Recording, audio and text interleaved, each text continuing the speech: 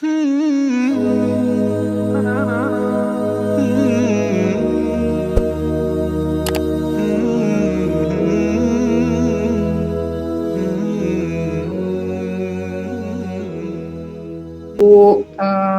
anggota RK yang saya hormati, serta terutama pemateri hari ini, yaitu Ustadz Aep Saipullah.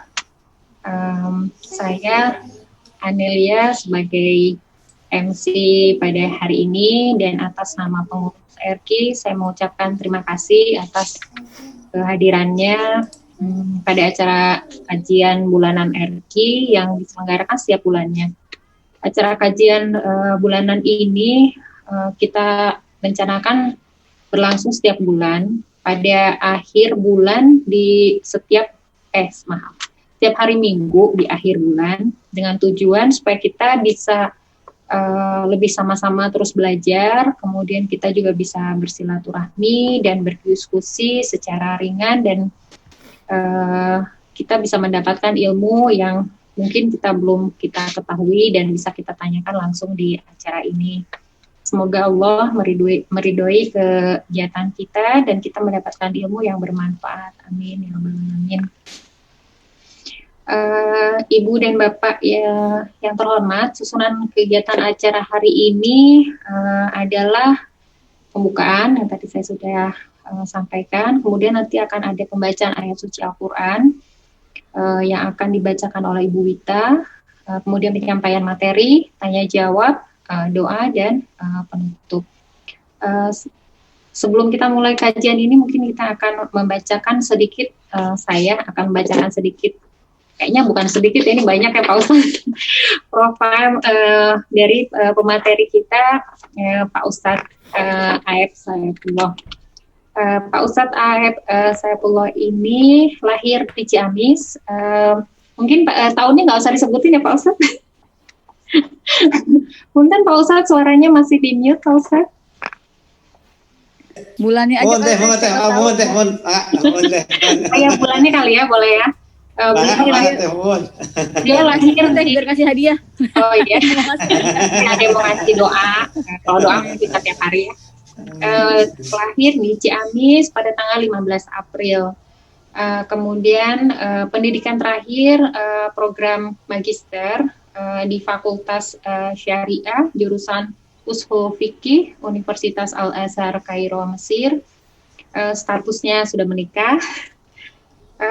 Pendidikan saat ini sedang menempuh jenjang doktoral atau S3 di Universitas Al-Azhar Kairo, Fakultas Syariah, jurusan Ushul Fiqih. Pak Ustadz, punten kalau ada yang salah silahkan langsung dikoreksi. Oh enggak, betul teh Mak. Riwayat pendidikan beliau bersekolah, mulai sekolah dasar di Ciamis sampai pertengahan SMP di Ciamis, kemudian SMP-nya itu dilanjutkan di Tasikmalaya sampai SMA.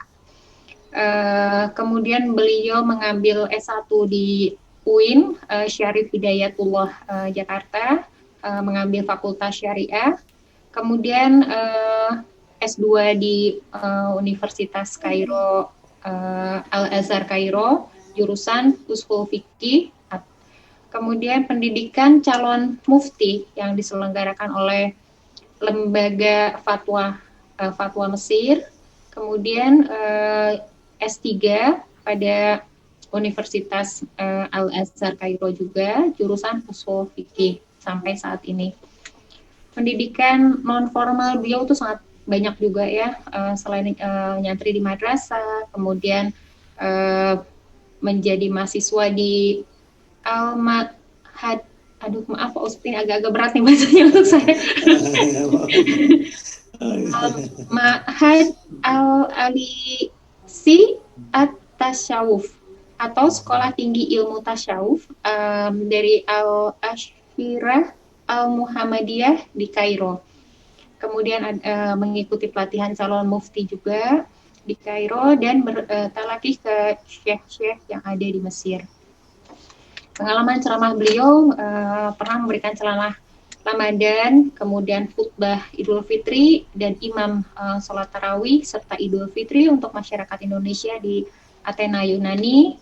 Kemudian pernah juga menjadi memberikan ceramah Ramadan, kemudian khutbah Idul Fitri, imam sholat tarawih dan Idul Fitri untuk masyarakat Indonesia di Australia sebanyak 5 kali, Insya Allah.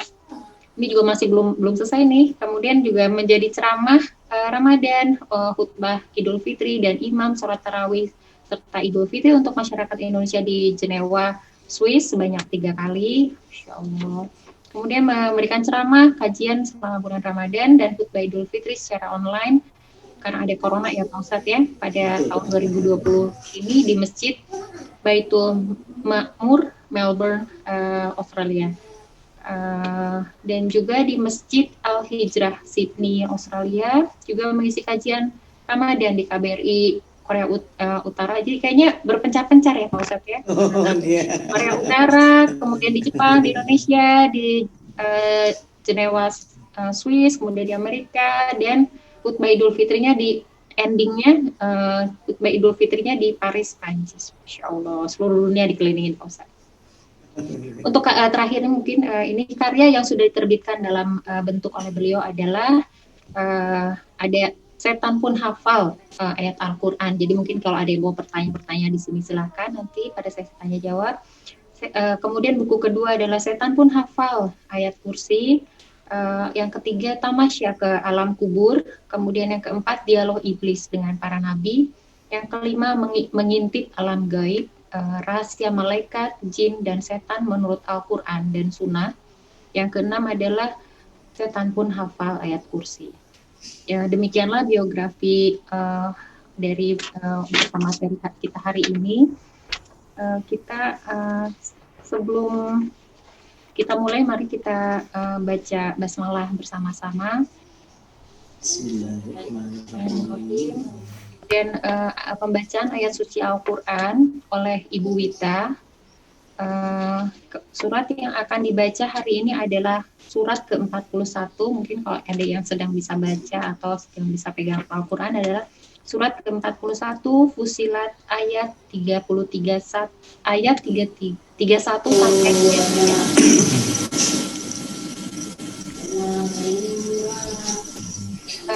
Ibu Wita silakan.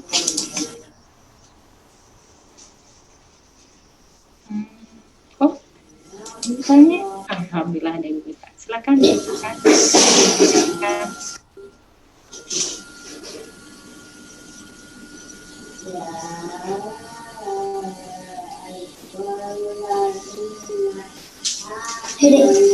Assalamualaikum Bu Wita. Suaranya di mute Mbak Wita. Kayaknya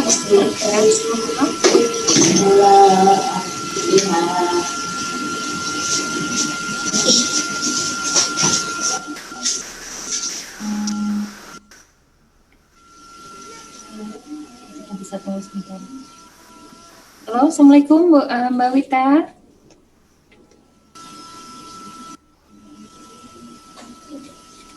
Waalaikumsalam.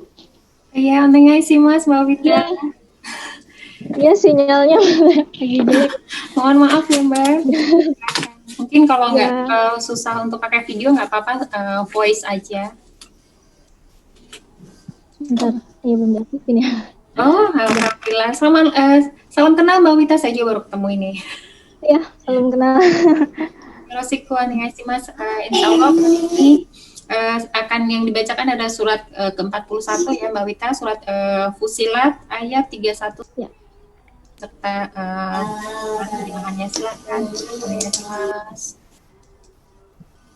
Ya. A'udzu billahi minasy syaithanir rajim.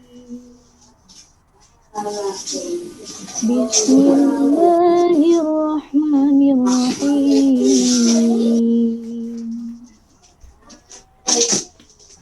Innal ladzina qalu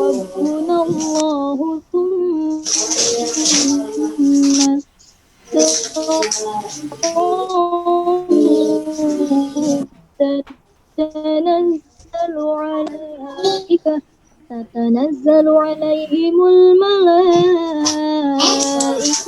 ألا تخافوا ولا تحزنوا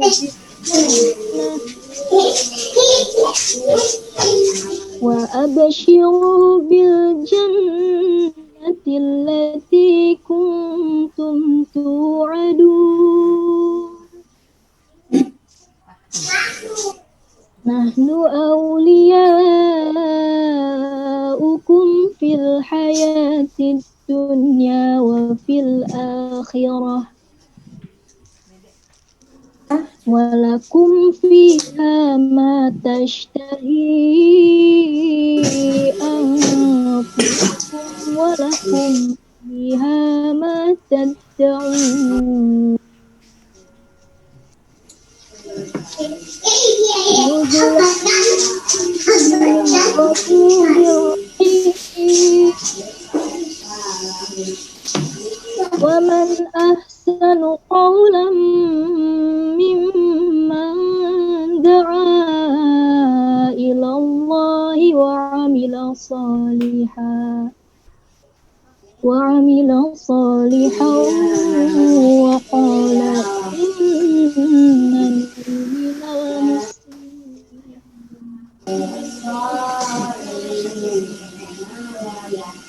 Sesungguhnya orang-orang yang berkata, Tuhan kami adalah Allah, kemudian mereka meneguhkan pendirian mereka. Maka malaikat-malaikat akan turun kepada mereka dengan berkata, janganlah kamu merasa takut dan janganlah kamu bersedih hati. Dan bergembiralah kamu dengan memperoleh surga yang telah dijanjikan kepadamu. Ambillah pelindungmu dalam kehidupan dunia dan akhirat. Di dalam surga kamu memperoleh apa yang kamu inginkan dan memperoleh apa yang kamu minta. Sebagai penghormatan bagimu dari Allah yang Maha Pengampun, Maha Penyayang. Dan siapakah yang lebih baik perkataannya daripada orang yang menyeru kepada Allah dan mengerjakan kebajikan dan orang muslim yang Shadaqallahul Azim. Benar Allah dengan segala firman-Nya.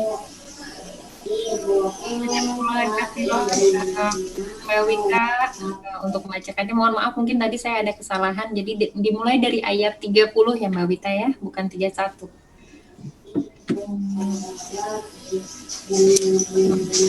Semoga ayat yang tadi dibacakan bisa membuat kita semakin cinta kepada Al-Quran. Sesi selanjutnya adalah acara ITI yang akan dibawakan oleh Pak Ustadz dengan tema hari ini adalah apa ya Pak Ustadz, mohon maaf.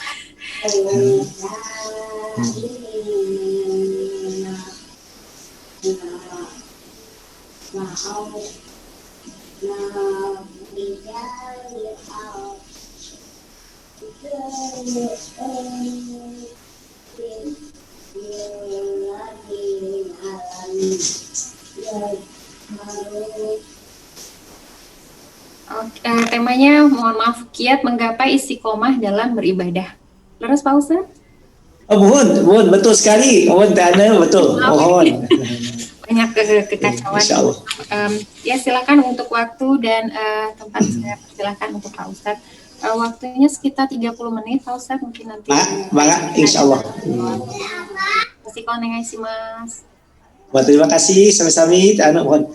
Terima kasih Bapak Ibu berbahagia. Assalamualaikum warahmatullahi wabarakatuh.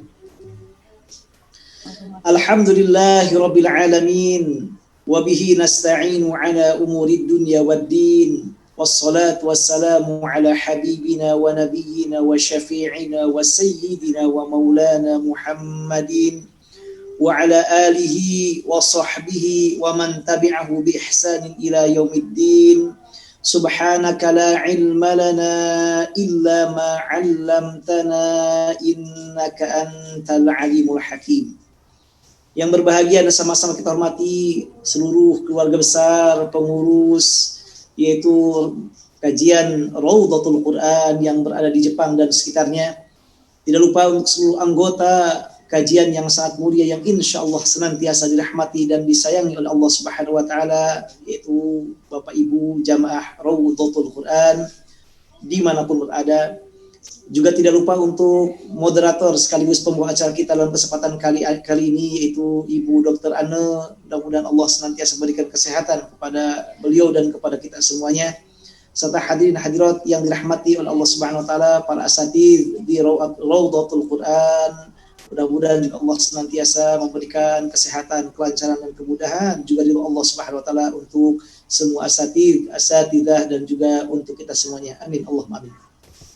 Insya Allah dalam kesempatan kali ini kita akan mencoba membahas satu tema yang menjadi PR besar untuk kita, merupakan hal yang sangat berat, dan mudah-mudahan dengan kajian ini bukan berarti bahwa saya sudah istiqomah dalam beribadah, tapi mudah-mudahan menjadi di antara pemacu dan pemicu kita semuanya, khususnya al-faqir, untuk dapat istiqomah dalam beribadah kepada Allah Subhanahu wa taala. Dan ini merupakan tema yang sangat penting sekali, mengingat istiqomah merupakan di antara ajaran ibadah yang sangat penting, sangat mulia, sangat luar biasa. Betapa banyak ayat-ayat Al-Quran juga sabda Rasulullah SAW yang memerintahkan dan menjelaskan tentang agungnya ibadah yang sangat luar biasa ini, istiqomah. Mudah-mudahan dengan adanya kajian ini menjadi di antara sebab kita lebih dapat istiqomah dalam menjalankan ibadah kepada Allah Subhanahu wa taala, baik berupa majlis Qur'annya, mengkaji Al-Qur'annya, siraman rohaninya, ibadah salatnya, menebar kebaikan kepada semua makhluk Allah, juga dalam berzikirnya, atau juga menghormati orang-orang yang lain, menyayangi orang-orang yang lain, menyayangi semua makhluk Allah.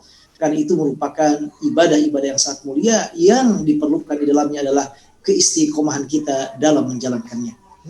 Bapak Ibu yang berbahagia yang dirahmati Allah Subhanahu wa taala, dalam bahasa Arab kata istiqamah merupakan masdar dari kata istaqama yastaqimu. Jadi istaqama yastaqimu istiqamah. Istiqamah ini merupakan bentuk masdar dari kata istaqama yastaqimu. Yang dalam bahasa Arab kata istaqama yastaqim atau istiqamah secara bahasa ini artinya, sebagian disampaikan oleh Ibnu Manzur dalam kitabnya Lisanul Arab, artinya adalah al-i'tidal wad dawam. Al-i'tidal wad dawam, artinya lurus dan terus menerus. Jadi istiqomah artinya melakukan satu ibadah secara lurus dalam agama Allah, secara lurus di jalannya, dan dilakukan terus menerus. Maka itu istiqomah.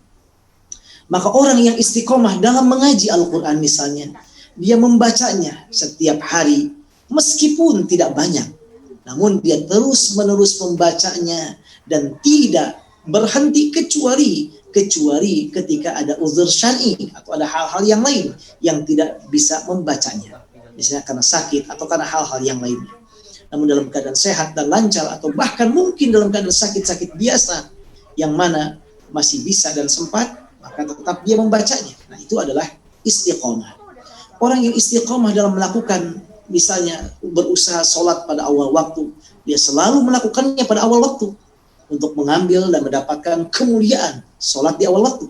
Dia melakukannya baik zuhurnya, asar, maghrib, isya, subuh, dalam semua waktu, dalam semua keadaan, baik kita sedang bepergian atau tidak, baik kita sedang di rumah atau tidak, baik kita sedang sehat ataupun mungkin sakit biasa, bukan sakit yang parah, tetap dilakukannya pada awal waktu. Nah, itu adalah istiqomah.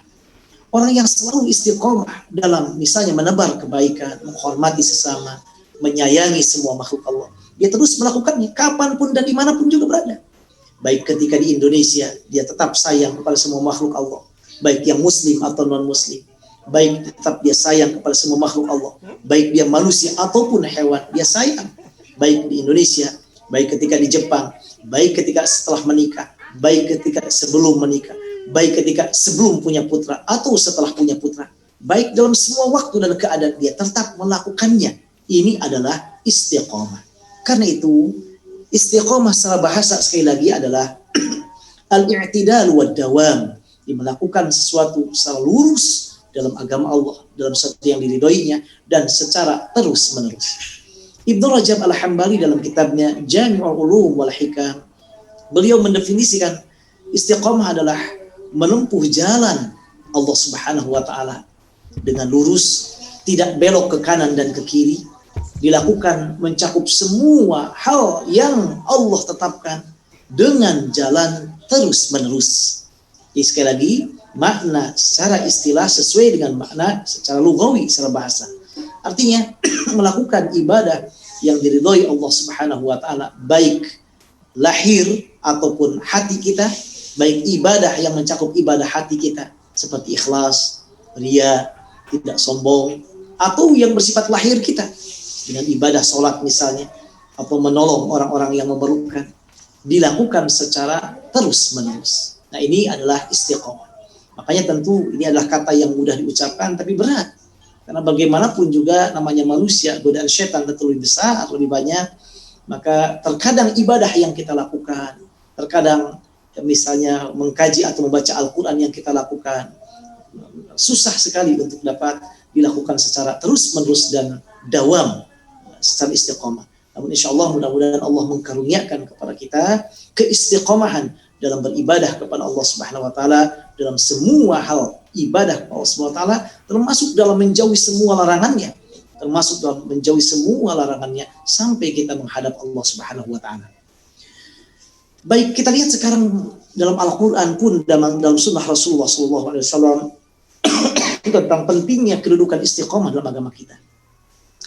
Yang pertama, saking pentingnya ibadah istiqomah sampai Allah Subhanahu wa taala menyebutkan kata istiqamah dengan semua mushtaq dari kata istaqama, yastaqimu, istiqamah, baik dalam bentuk fi'il amr, dalam bentuk fi'il atau dalam bentuk isim, itu sebanyak 56 kali dalam Al-Quran.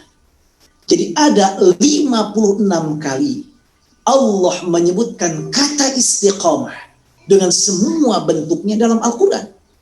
Dan Allah sebutkan 56 kali ini dalam 31 surat.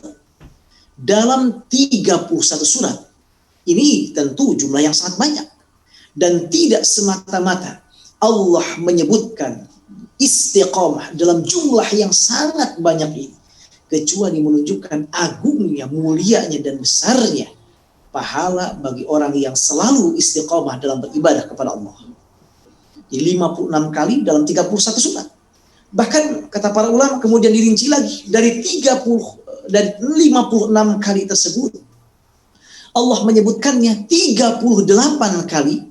56 kali disebutkan, 38 kali Allah sebutkan dalam ayat-ayat Makkiyah.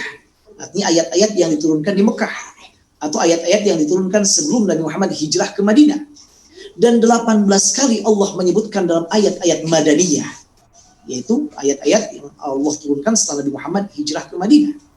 Jadi artinya baik dalam ayat-ayat Makkiyah maupun dalam ayat-ayat Madaniyah, maka kata istiqamah selalu Allah sebutkan dan selalu Allah perintahkan.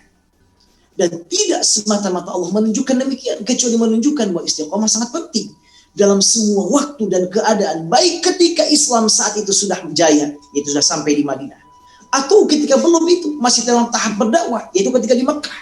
Tetap Allah memerintahkan dan Allah SWT memerintahkan dan menyanjung orang-orang yang melakukan istiqamah. Maka sekali lagi ini hal yang pertama yang menunjukkan agungnya istiqamah dalam agama kita. 56 kali Allah menyebutkan kata istiqamah dengan semua bentuknya dalam Al-Quran. Yang kedua, di antara hal yang menunjukkan agungnya dan mulianya istiqamah dalam agama kita, Allah Subhanahu wa taala dalam ayat Al-Quran memerintahkan, menggunakan fi'il amr, memerintahkan hamba-hambanya untuk istiqamah. Makanya kata para ulama, istiqamah merupakan ibadah yang sangat penting. Karena Allah Subhanahu wa taala dalam Al-Quran memerintahkan hamba-hambanya agar istiqamah dalam rangka beribadah kepada Allah Subhanahu wa taala. Dan perintah ini dalam kaidah usul fikih, al-aslu fil amri lil wujub illa ma dalla dalilu ala khilafi. Bahwa asal dalam perintah menunjukkan kepada wajib, kecuali jika ada dalil yang lain yang memalingkannya. Ini artinya saking pentingnya istiqamah, Allah memerintahkan hamba-hambanya dalam Al-Quran untuk istiqamah. Misalnya Allah berfirman dalam surah Fussilat, ayat ke-6. Allah Subhanahu wa taala berfirman, "Qul innama ana basyarum mithlukum yuha ilayya annama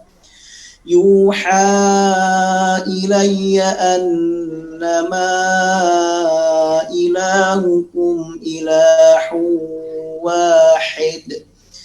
In annama ilahukum ilahu wahidun fastaqimu ilaih. Beristiqomahlah dalam beribadah kepada Allah. Istiqomah, fastaqimu ilaih, dalam ayat ini merupakan fi'il amr, perintah dari Allah SWT.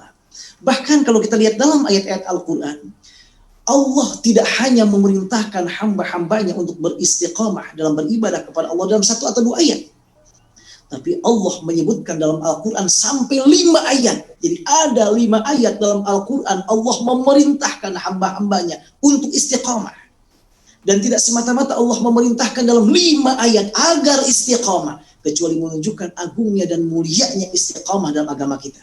1, dalam surah Fussilat ayat 6 tadi, fastaqimu ilaih. Ini menggunakan fi'il amr. Yang kedua, Allah memerintahkan dalam surat At-Taubah. Dalam surat At-Taubah ayat 7 juga Allah perintahkan menggunakan fi'il amr untuk istiqamah. Allah berfirman, "Kaifa yakunu lil musyrikina ahadun indallahi wa inda rasulih illa alladzina ahadtum indal masjidil harami famastaqamu lakum fastaqimu lahum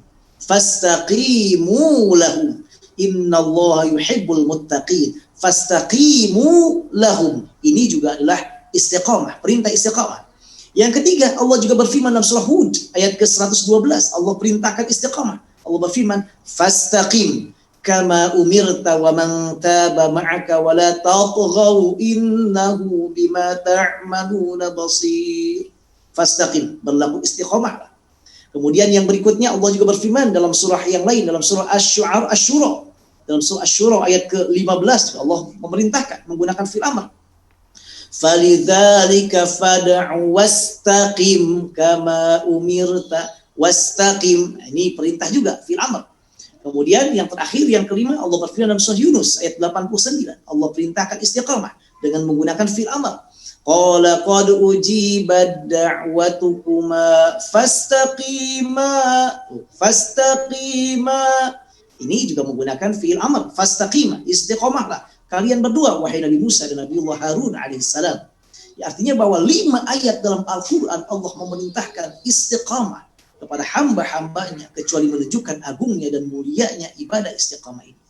Pun demikian, bahkan yang lebih luar biasa lagi, saking mulianya, saking agungnya istiqamah ini, Allah memerintahkan untuk istiqamah dalam beribadah kepadanya, bukan hanya manusia biasa seperti kita, tapi juga Allah perintahkan hamba-hamba terpilihnya, para nabi dan rasul. Allah juga perintahkan mereka untuk istiqomah dalam beribadah kepada Allah. Tentu para nabi dan rasul istiqomah, karena panutan kita semuanya. Tentu pasti. Namun Allah saking pentingnya istiqomah, Allah tetap menegaskan, wahai nabi dan rasul. Allah tetap perintahkan, wahai nabi dan rasul, istiqomahlah dalam beribadah kepada Allah. Meskipun beliau-beliau semua sudah istiqomah.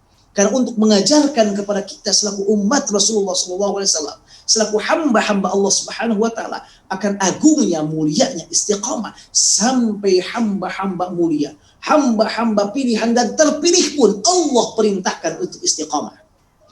Misalnya Allah perintahkan Nabi Musa dan Nabi Harun alaihissalam untuk istiqamah dalam surah Yunus ayat 89. Qala qad ujibat da'watukuma fastaqima, wahai Musa dan Harun, istiqamahlah kalian berdua, wala tattabi'anni sabilal ladzina la ya'lamun. Jangan kalian berdua ikuti jalannya orang-orang yang tidak mengetahui, jalan-jalan yang tidak lurus. Jangan diikuti. Fastaqim, istiqomahlah kalian berdua, wahai Nabiullah Harun dan Musa. Allah perintahkan Nabi Musa dan Nabi Harun istiqamah. Nabi yang luar biasa. Pun demikian Allah merintahkan Nabi Muhammad sallallahu alaihi wasallam juga panutan khairul anbiya wal mursalin. Para nabi yang sangat paling mulia dan dimuliakan oleh Allah juga untuk istiqamah. Bukan berarti Nabi Muhammad tidak istiqamah, tidak. Kan untuk mengajarkan kepada umat beliau agar istiqamah dalam beribadah, sekaligus menunjukkan agungnya mulianya istiqamah dalam agama kita.